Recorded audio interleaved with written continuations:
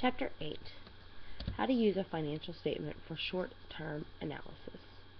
How do you use short-term analysis in the business process? Short-term analysis can be used for near future, which is less than 12 months, financial outlooks. It can help a company to make sure all debts can be covered within the next year. What are current and quick ratios? A current ratio compares the company's current assets with their current liabilities. The quick ratio is the amount of quick cash, such as liquid assets, divided by your current liabilities. What is working capital? This is your current liabilities subtracted from your current assets, and that will give you the working capital. What composes the assets? You want to make sure that the assets of the company are the correct sizes so payments can be made for all of the debts within the next 12 months. What is inventory turnover ratios? It is the cost of goods sold divided by your average inventory. What this will do is show you how much inventory was sold during a particular time. What is an average collection period? It is used to determine whether the amount in the accounts receivable is too large or too small for the organization. After reading this chapter, the best things that I found and the most important were how to review a short-term financial aspect, the different types of ratios that are used, and how a financial statement plays into short-term aspects. The next chapter is Chapter 9, and it talks about how to use financial statements for the long-term analysis. What are quality of earnings?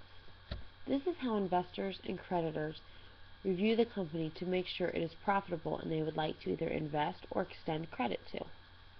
How do you find your rate on return of investment? The rate of return on investment is calculated by taking your net income divided by your owner's equity. This is the most key financial ratio when it comes to potential investors. What are the types of sale-based ratios or percentage? You will need to review your past sales and expenses, and you can do this by finding your net profit and your sales ratio.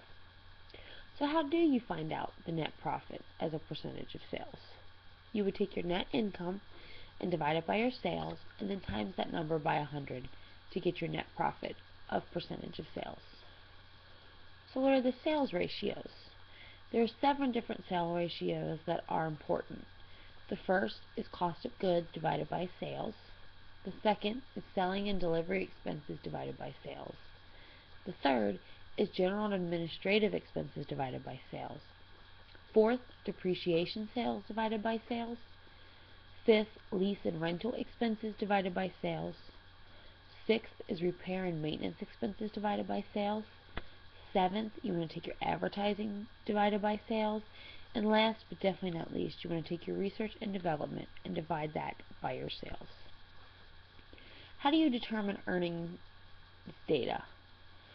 To determine the earnings data, you take the price and earnings rate. You can figure out the price and earnings ratio and also the earnings per share figure. However, you must realize these are only for corporations. How does long-term debt affect the situation? Long-term debt is not always bad, but you need to make sure that your debt is not excessive. What is dividend data? The information of the cash dividend payment for the past years and also the dividends received. And finally, what are the footnotes in this chapter that they're talking about on the bottom of the financial statements? The footnotes contain key information that is important for you to review because it's information on the company that can more describe what all is included in the financial statements. After reading this chapter, my 3 most important parts covered by the author were 1. Types of percentages, 2. Types of ratios, and last, how to utilize financial statements for the long-term business prospect.